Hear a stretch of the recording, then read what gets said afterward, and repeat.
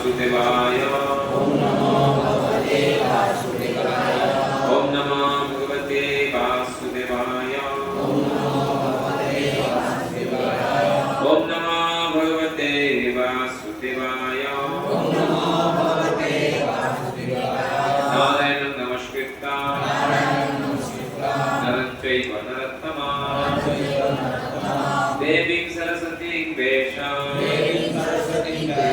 ततो जयमुदीरये नष्टप्रायेषु अमर्त्येषु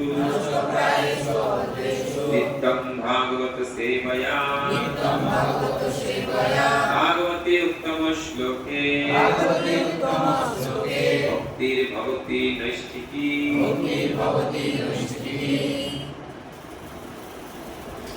अमल पुराण श्रीमद् भागवतम प्रथम स्कंद चतुर्थ अध्याय श्लोक संख्या 24 সকলে আমাকে শুনে বলুন त एव वेदा दुर्मय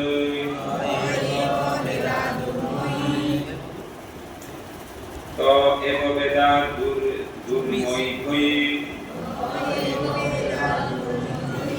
अर्जन्ते पुरुषयथा एवं चकार भगवान् वेशकृपण वत्सलः त एव वेदा दुर्निर्मय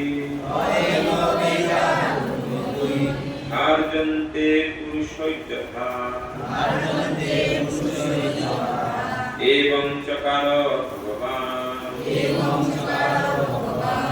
वेशकृपण वत्सलः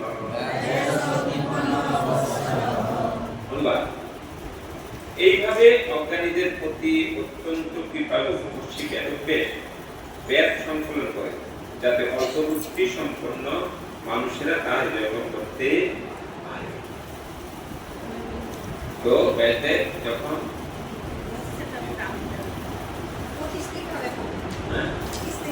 আচ্ছা হচ্ছে হলিয়া না এখানে বলতে যে আগে থেকে তাদের এই পূর্বটা আমি করছি সেই সমস্ত তত্ত্বদর্শী ঋষিরা বিভিন্ন বেদকে তাদের শিষ্য প্রশিষ্য এবং প্রশিষ্যদের শিষ্য প্রদান করেছেন এবং এইভাবে গুরু শিষ্য পরম্পরার মধ্যে শাখায় বেদ শুরু এইভাবে অজ্ঞানীদের প্রতি অত্যধিকার মহর্ষি বেদব্যাস বেদ সংকলন করেন। আমরা দেখছি স্ত্রী শূদ্র আদি যারা অজ্ঞানী ছিল তাদের বেদ করার কোনো অধিকার ছিল বেদ শুধু বেদজ্ঞ ব্যক্তিরাই করতে পারে।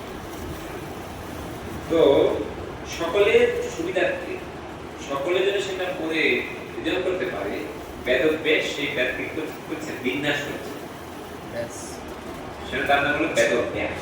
বেদকে তিনি বিন্যাস করছে এক বেদকে তিনি 4 বেদে বিভক্ত করেছে 4 শ্রেণীর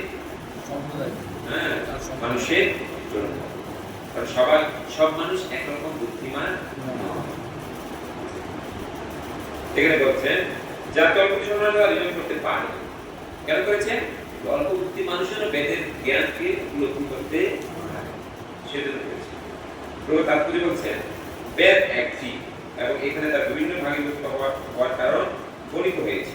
সমস্ত জ্ঞানের বীজ বা বেদ সাধারণ মানুষের কাছে সর্বোচ্চ নয়। শাস্ত্রে দিতে দেওয়া হয়েছে উপযুক্ত যোগ্যতা সম্পন্ন ব্রাহ্মণ ছাড়া অন্য কারোর বেদ পাঠ করার চেষ্টা করা উচিত নয়। উপযুক্ত ব্রাহ্মণ যিনি বেদে কি বেদজ্ঞ বেদ সম্বন্ধে কি বিজ্ঞ সেই ব্রাহ্মণই বেদ পাঠ করার যোগ্য। বিভিন্নভাবে এই নির্দেশটি ভুল অর্থ করা হয়েছে। এক শ্রেণীর মানুষ যারা কেবল ব্রাহ্মণ পরিবেশন করার পরে নিজেদের ব্রাহ্মণ বলে দাবি করতে চায় তারা দাবি করে যে বেদ কেবল জাত ব্রাহ্মণদেরই সম্ভব।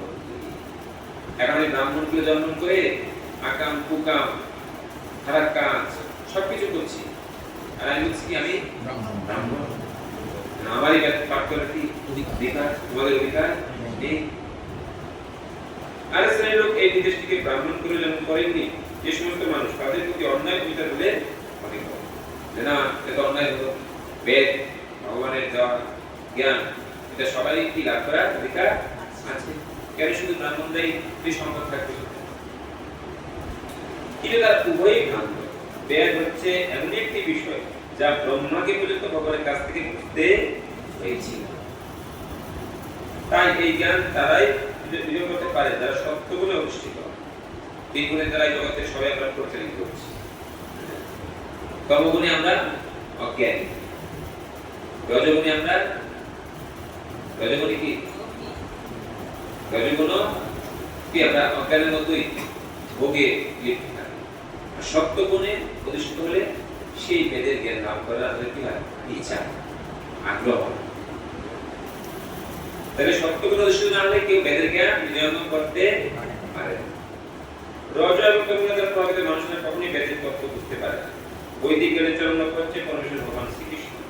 রজ এবং তমগুণের দ্বারা প্রভাবিত মানুষরা কখনোই বেদের তত্ত্ব বুঝতে পারে না। বৈদিক জ্ঞানের চরম লক্ষ্য হচ্ছে পরমেশ্বর ভগবান শ্রীকৃষ্ণ। বেদেস্য সর্বম অহমেব বেদ। অন্যথায় প্রণবাস্তব গীতায় বলেছে যে সমস্ত জ্ঞানের জ্ঞাতব্য বিষয় হচ্ছে কৃষ্ণ। আমরা অনেক জ্ঞান লাভ করলাম, কৃষ্ণকে জানলাম না, তাহলে তাকে জ্ঞানী বলা যাবে না। আর যার ভেতরে কি কোনো জাগতিক জ্ঞান তার সেরকম নেই, কিন্তু সে ভগবানকে জেনেছে, কৃষ্ণকে জেনেছে, তাকেই বলা হবে কি বেদ। রজ এবং তমগুণের দ্বারা প্রভাবিত মানুষেরা সাধারণত তাকে জানতে পারে না। সত্যযুগে সকলেই সত্যগুণ অধিষ্ঠিত ছিল। ত্রেতা ও দ্বাপর যুগে সত্যগুণ ধীরে ধীরে হ্রাস পেতে থাকে এবং সাধারণ মানুষ কলুষিত হয়ে পড়ে। বর্তমান যুগে সত্যগুণ প্রায় নেই বলতেই চলে। তাই সাধারণ মানুষের জন্য অত্যন্ত কৃপাময় মহর্ষি বেদব্যাস বেদকে বিভিন্ন ভাগে বিভক্ত করে, যাতে রজ এবং তমগুণের দ্বারা প্রভাবিত অল্প বুদ্ধিসম্পন্ন মানুষেরা অনুসরণ করতে পারে। পরবর্তী স্তরে তা বিশেষ করা হয়েছে। তাহলে বেদব্যাস বেদকে বিন্যাস করলে আমাদের মতো কি অল্প বুদ্ধি সম্পন্ন মানুষরা সেটা বুঝতে পারে। সেজন্য বেদের যে সেকশন তাদের হচ্ছে কি বেদের সার হচ্ছে বেদান্তের সার হচ্ছে কি বেদের সার বেদান্ত। আর সেই বেদান্তটা কি মহাপুরাণ, কি পুরাণ শ্রীমদ্ ভাগবত। আর উপনিষদের মধ্যে সার হচ্ছে কি গীতোপনিষদ।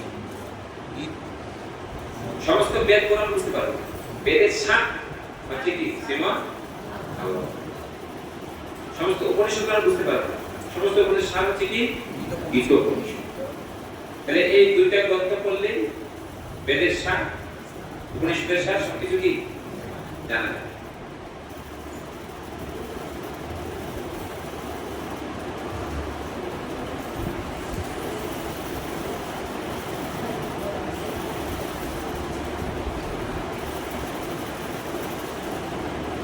এখন পরিসর চলে কি দেখুন।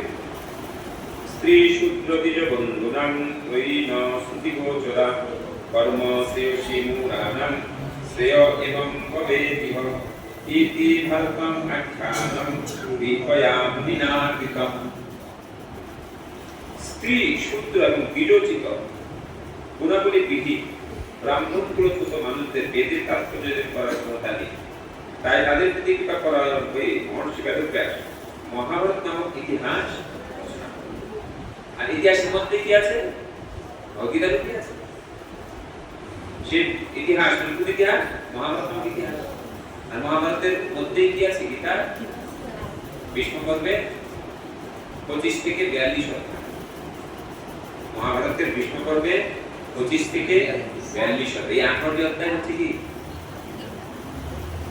ভগবত গীতা।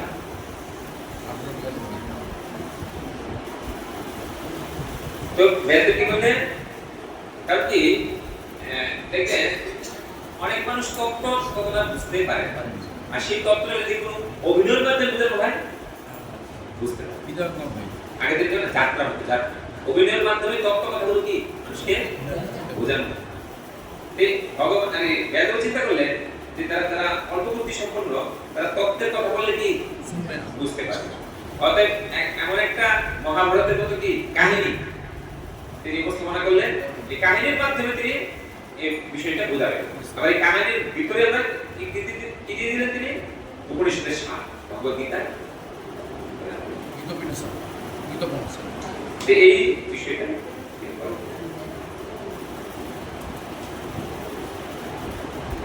যাতে তারা তাদের জীবনের বড় উদ্দেশ্য লাভে সমর্থ হতে পারে।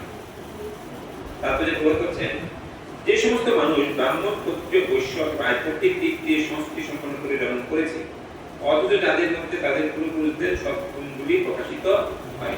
অনেক মানুষ আমরা দেখতে পাই উচ্চগুলো জন্ম করেছে, ব্রাহ্মণকে জন্ম করেছে, ধনী গণিক আদি সম্ভ্রান্ত করে জন্ম করেছে, কিন্তু করা সত্ত্বেও সেই সুযোগটা তারা সৎ ব্যবহার করতে পারছে না। এটা কি বলেছে যে তারা উচ্চ ব্রাহ্মণ করে জন্ম করে, ধনী গণিকের জন্ম করে, তারা কি যুগভ্রষ্ট অভিনয়, যুগভ্রষ্ট ব্যক্তিরা তারা এই সুযোগ পায়, যারা পূর্বজন্মের যুগের সাথে যুক্ত ছিল, কোনো কারণে তাদের পতন হয়েছে, সেই ব্যক্তিদেরকে ভগবান অর্থ করে সুযোগ দেয়, উচ্চ ব্রাহ্মণ বা বৈষ্ণব পরিবারে জন্ম দেয়, নয়তো কি অনেক বড় ধনী পরিবার। ধনী পরিবার জন্ম করলে কি সুবিধা? জন্মের পর থেকে তারা খাওয়া দাওয়ার চিন্তা করতে হয়। অনেক মানুষ ধর্ম করতে চায়, কিন্তু এই যে খাওয়া দাওয়ার কথা চিন্তা করে আর সময় আগাতে পারে না। আবার যারা জন্মের পরে ব্রাহ্মণ পরিবারে যথাযথ ব্রাহ্মণ যথার্থ ব্রাহ্মণ করে জন্ম করে বা যথার্থ বৈষ্ণব করে জন্ম করে, ছোটবেলা থেকেই কৃষ্ণ ভক্তি করার সুযোগ সে সেই সুযোগ পেয়ে যদি কেউ কাজে না লাগায়, তাহলে তার এই সুযোগে সে কিন্তু অসৎ।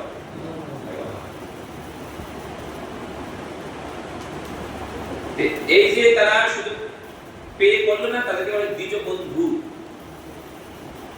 যথাযথ সংস্কার না থাকলে তাদের দ্বিজ বলে স্বীকার করা হয়। বৈদিক সমাজে সংস্কারগুলি জন্মের পূর্ব থেকে অনুষ্ঠান, মানে একটা মানুষের সংস্কার করতে হয়, দশবিধ সংস্কার।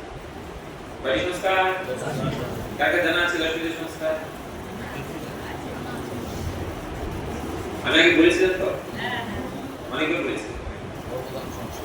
প্রথম হচ্ছে গর্ভধারণ সংস্কার, তারপরে কি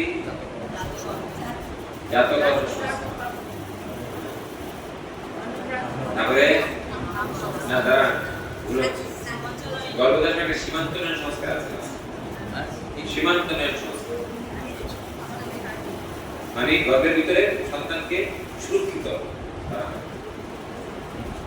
দ্বিতীয় সংস্কার, তৃতীয় সংস্কার হচ্ছে জাতক সংস্কার, চতুর্থ সংস্কার নামকরণ সংস্কার, পঞ্চম সংস্কার অন্নপ্রাশন সংস্কার, ষষ্ঠ সংস্কার চূড়াকরণ সংস্কার, সপ্তম সংস্কার বিদ্যানন্দ সংস্কার, অষ্টম সংস্কার উপনয়ন সংস্কার, নবম সংস্কার বিবাহ সংস্কার, দশম সংস্কার মারার আগে কি শুরু হয়?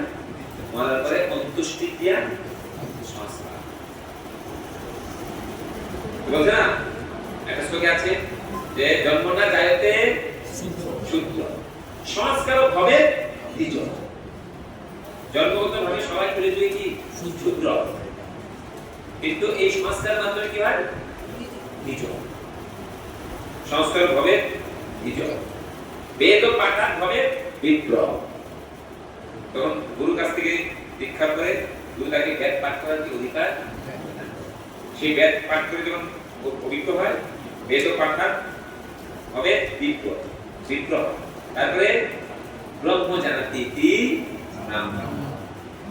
বেদের মাধ্যমে কি? বেদের সার কি?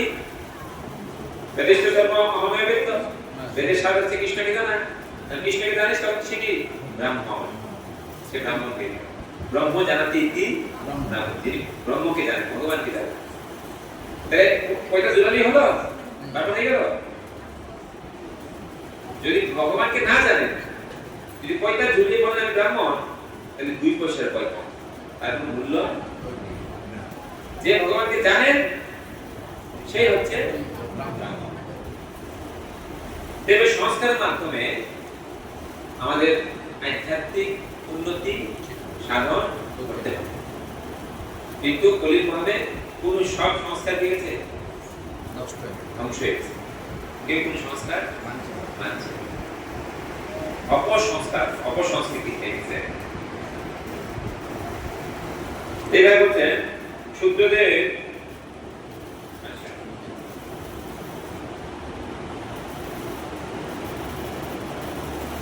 পিতামাতা যদি গর্ভধারণ সংস্কার ও পারমাত্মিক পরিবর্তন না করে, কেবল কামাত্মে সমর্থন করে,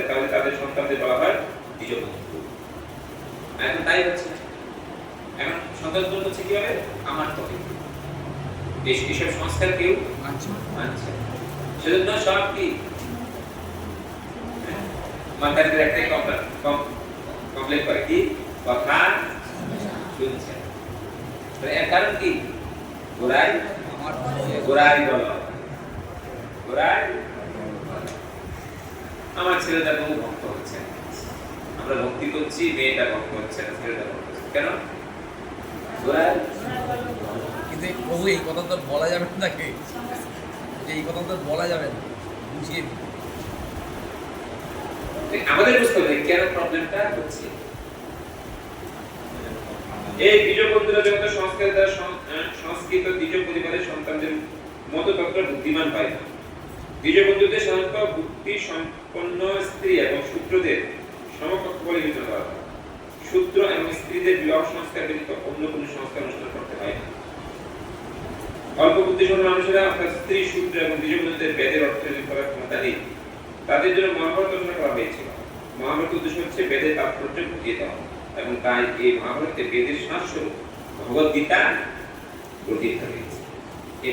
এই যদি মহাভারত কেউ দেখে শুনে তাহলে সেখানে দেখেন ছোটবেলায় ওষুধ খেতে আমরা ভালোবাসতাম কেন ওষুধগুলো কি এখন না খুব মিষ্টি দেয়। আগের দিন ওষুধগুলো দিয়েছিলাম তো তখন কি করতো মা ওষুধ খেতে যেত না মা চালাকি করতো চিনি দিন, একটা কলা নিয়ে আসতো কলার ভিতরে মাঝখানে কি ওষুধটা ঢুকিয়ে দিত এই কলা খালি মিষ্টি কলা না কলা খাবো কলা ছুড়িয়ে কি খাচ্ছে কলার ভিতরে কি খেতো ওষুধটা ভগবান কি করেছেন এরকম ব্যস্ত বলছে কি যে মহাভারত দেখবে মহাভারত শুনবে মহাভারতের মাঝখানে কি এই ভগবদ্গীতা সুগার কোটেড, হ্যাঁ সুগার কোটেড। তাহলে এটা দেখলে শুনলেই কাজ হবে যেমন কলাটা খেলে কাজ হবে ভিতরে কি আছে মেডিসিনটা আছে। অল্প বুদ্ধি মানুষের জন্য বেদের এই ব্যবস্থা করেছে এবং তাই শ্রীকৃষ্ণ ভগবদ্গীতার রূপে বৈদিক দর্শন দান করে গেছে। ব্যাসদেব এবং শ্রীকৃষ্ণ উভয়ই পারমার্থিক স্তরে রয়েছে এবং তাই এই যুগে অধপতিত জীবদের কল্যাণ সাধনের জন্য উভয়ই যথেষ্ট হয়েছে। ভগবদ্গীতা হচ্ছে সমস্ত বৈদিক জ্ঞানের সারাংশ। এটি হচ্ছে পারমার্থিক জ্ঞানের সর্বোচ্চ পরিসর। পারমার্থিক স্তরে যারা স্নাতক তাদের জন্য বেদান্ত দর্শন। সেই বেদান্ত দর্শনের সার হচ্ছে কি শ্রীমদ্ ভাগবত। পারমার্থিক দিক দিয়ে যারা স্নাতকোত্তর রয়েছেন তারাই কেবল পরমেশ্বর ভগবানের প্রতি প্রেমী সেবার জগতে প্রবেশ করতে পারে। এটি একটি মহান বিজ্ঞান এবং তার মহানতা হচ্ছে শ্রী চৈতন্য মহাপ্রভু। পরমেশ্বর ভগবান স্বয়ং। আর যারা তার শক্তিতে আবিষ্ট হয়েছে তারা ভগবানের প্রেমী সেবায় অন্যদের দীক্ষিত করতে যারা ভগবানের সেবায় তার জীবনকে সুন্দররূপে কি উৎসর্গ করেছে ভগবানের প্রতি, ভগবানের সেবার প্রতি, ভগবানের ভক্তির প্রতি একদম তল্লীন হয়ে গেছে, তারা আবার অন্যদেরকেও কি করতে পারে এই সেবায় যুক্ত করতে হবে। সেবায় যুক্ত করতে পারে তাদেরকে দীক্ষা শিক্ষা আদি দেওয়ার মাধ্যম।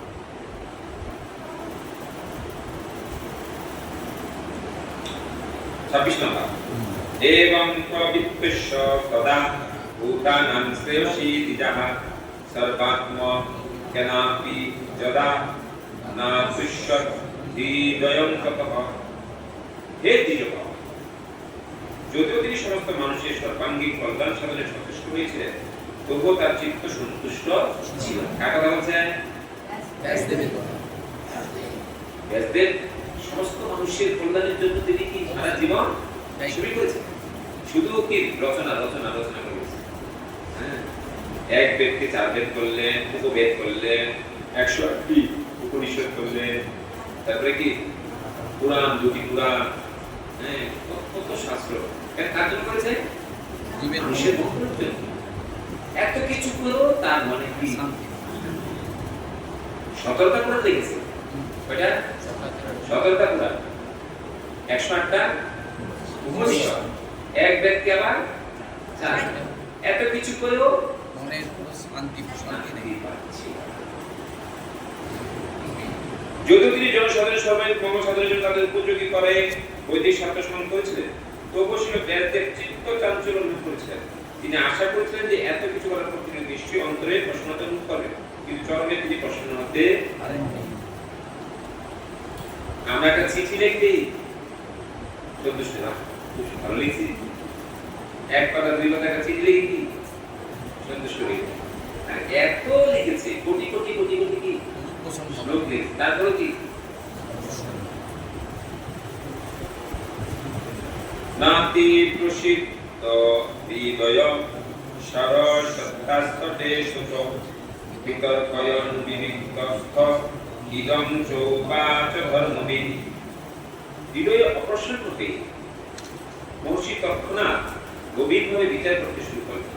তিনি ধর্মতত্ত্ব সম্বন্ধে অবগত ছিলেন, ধর্মে এত কিছু লিখেছেন, ধর্ম সম্বন্ধে তিনি জানেন না, তিনি ভগবানের কি সত্তা পেয়েছেন, সাধারণ কোন মানুষ নয়। তাই তিনি মনে মনে ভাবতে লাগলেন, আমি এত কিছু করলাম, কেন মনে শান্তি নেই? তারপর আমার মনে এত কি, আমার মন এত অপ্রসন্ন, মনে মনে তিনি ভাবতে লাগলেন। মহর্ষি তার অসন্তোষের কারণ তার হৃদয়ে অনুসন্ধান করতে শুরু করলেন। হৃদয় যতক্ষণ না প্রসন্ন হচ্ছে ততক্ষণ পর্যন্ত পূর্ণতা লাভ করা যায় না। হৃদয়ের এই প্রসন্নতার অনুসন্ধান করতে হয় জড়া প্রকৃতি, জড়া প্রকৃতির ঊর্ধ্বে যে জ্ঞান, যে বিষয়, সেই বিষয়কে অনুশীলন করলে হৃদয় কি হবে?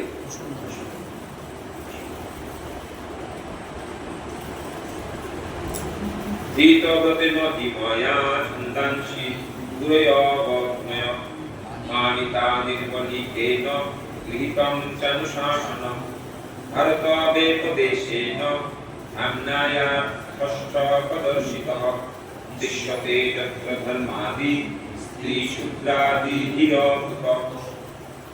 কঠোরতা অবলম্বন করে নিষ্কপট ভাবে আমি বেদ, গুরুবর্গ এবং যজ্ঞাগ্নিগুলা করেছি, আমি তো কঠোরতা অবলম্বন করেছি এবং নিষ্কপট ভাবে কপটকে আমি কপটকে গ্রহণ করি, নিষ্কপট ভাবে আমি বেদ এবং গুরুবর্গ এবং যজ্ঞাগ্নিগুলা করেছি, আমি তাদের নির্দেশ যথাযথ পালন করেছি এবং গুরু পরম্পরা ক্রমে লব্ধ জ্ঞান মহাভারতের মাধ্যমে করেছি।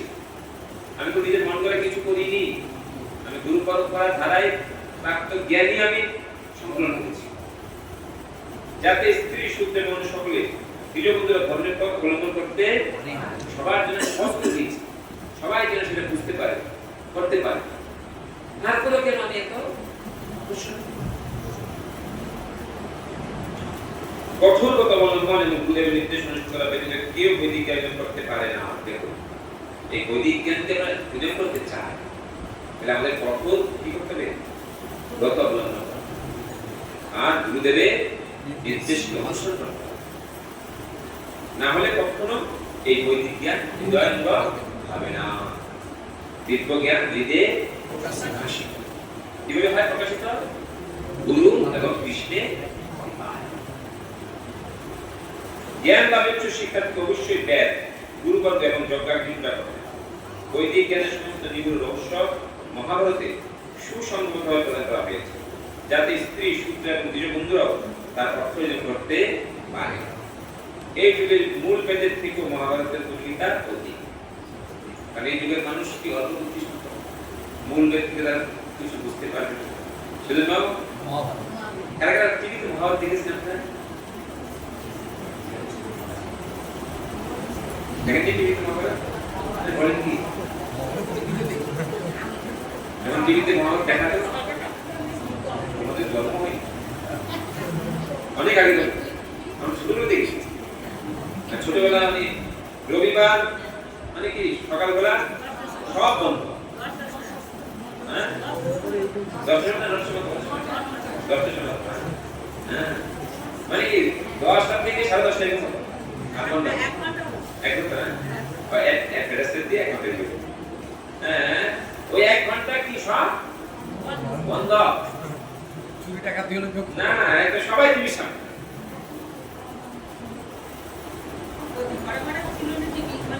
হ্যাঁ যাদের থাকতো ভিড়, তখন টিভির প্রচলন কি এখন কালা টিভি ছিল না, সাদা কালো টিভি, আমাদের বাড়িতে দেখতে আসে। হ্যাঁ সাদা কালো টিভি। আরে এরকম ইয়ে দিবি না তো এটি বক্স টিভি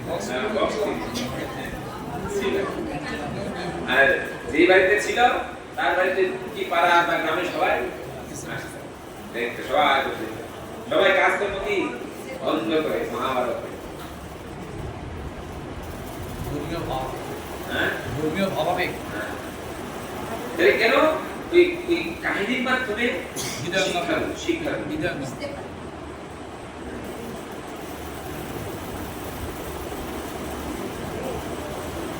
যেভাবে তিনি বলছেন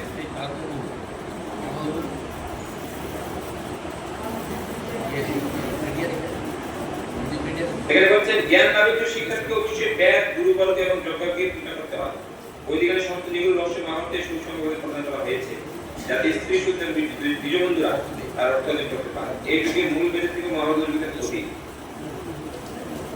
তথাপি প্রথমে হিতমা চৈবাত্মনা বিভু অসম্পন্ন ইবা ভান্তি ব্রহ্ম সপ্তম যদিও আমি বৈদিক দর্শনের অভিজ্ঞত সমস্ত যোগ্যতা অর্জন করেছি তথাপি আমার হৃদয়ে আমি অপূর্ণতা অনুভব করছি এইভাবে এতে বলতে লাগলেন যে আমি বৈদিক দর্শনের সমস্ত কিছু দর্শন করার যোগ্যতা অর্জন করেছি তারপর আমার হৃদয় অপূর্ণ ছিল আমার হৃদয়ে কোনো প্রসন্নতা ছিল না নিঃসন্দেহে ছিল বেদের সমস্ত বৈদিক যোগ্যতা সম্পন্ন ছিলেন বেদের কর্মকাণ্ডের নির্দেশ অনুসারে কর্ম করার ফলে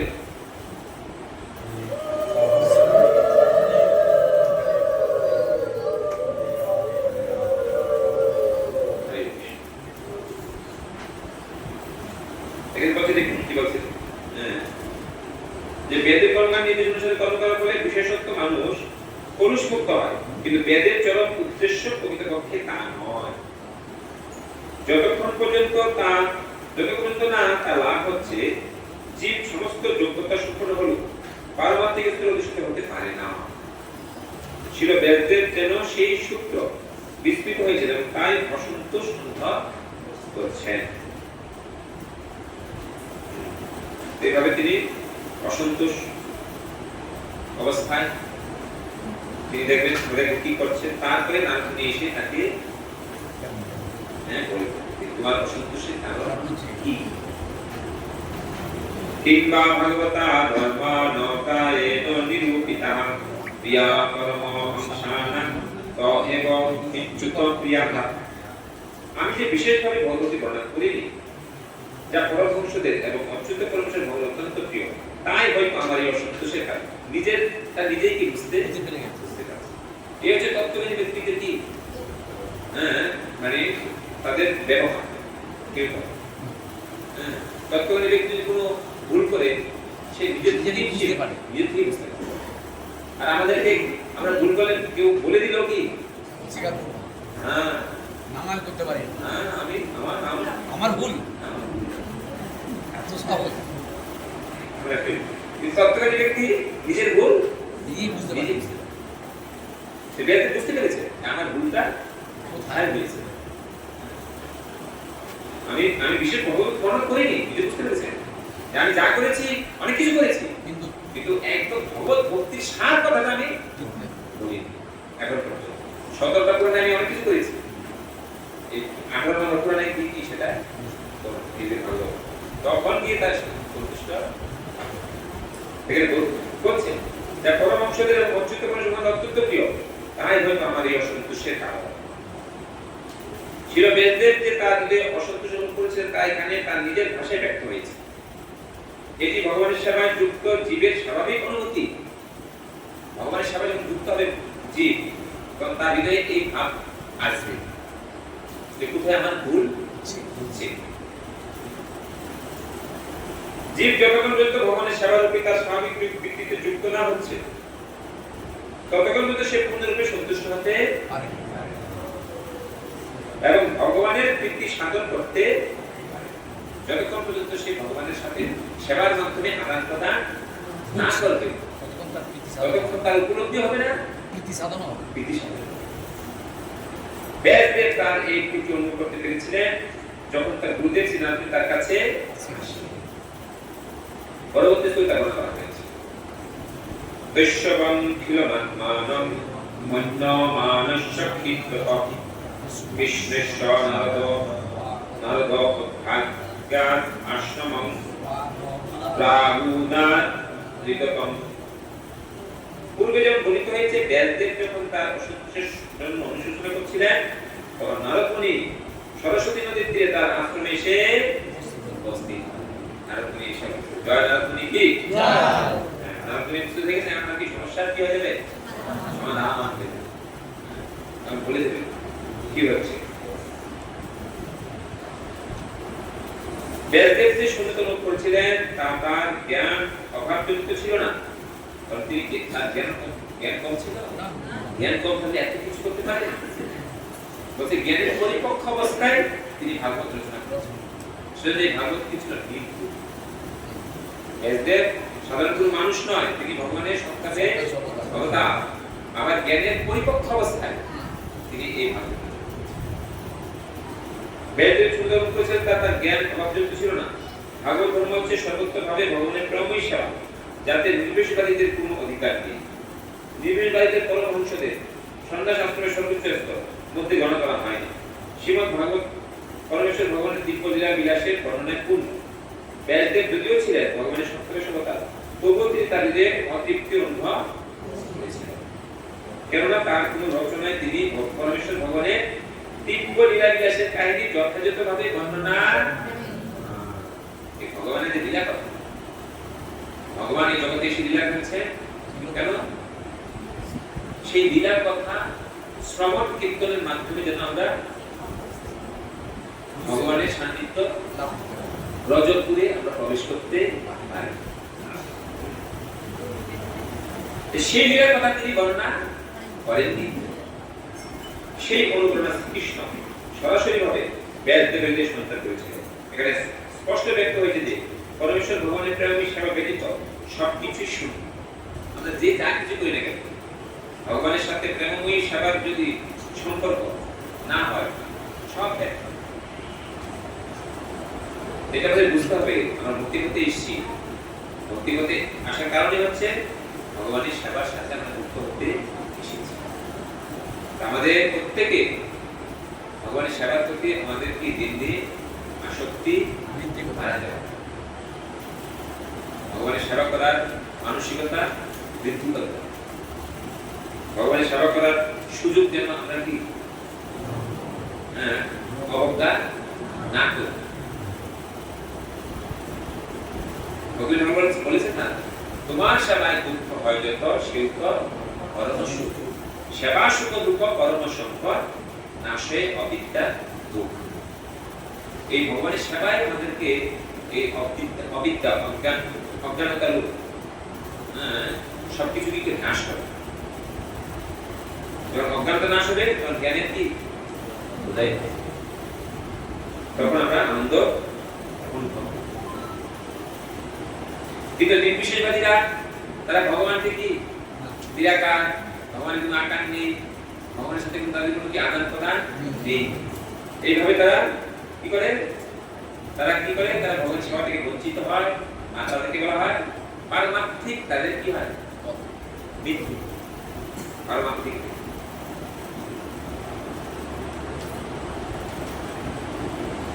শ্রীমদ্ ভাগবত পরমেশ্বর ভগবানের দিব্য লীলা বিলাসের বর্ণনায় পূর্ণ। ব্যাসদেব যদিও ছিলেন ভগবানের সত্তার সবতার, তবুও তিনি তার হৃদয়ে অতীর্থন করেছেন, কারণ তার কোন রচনায় তিনি পরমেশ্বর দিব্য লীলা সমূহ কাহিনী যথাযথভাবে বর্ণনা করেননি। সে অনুপ্রেরণা শ্রীকৃষ্ণ সরাসরি ব্যাসদেবের প্রতি সন্তান করেছিলেন।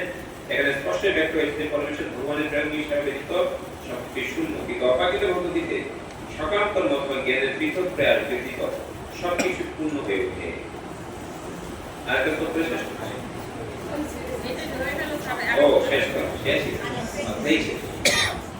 তম বিজ্ঞায় সহসা প্রতুদ্ধায়াগতম মুনিঃ পূজয়ামাস নিধি বন্নারতং শূরপূজিতম।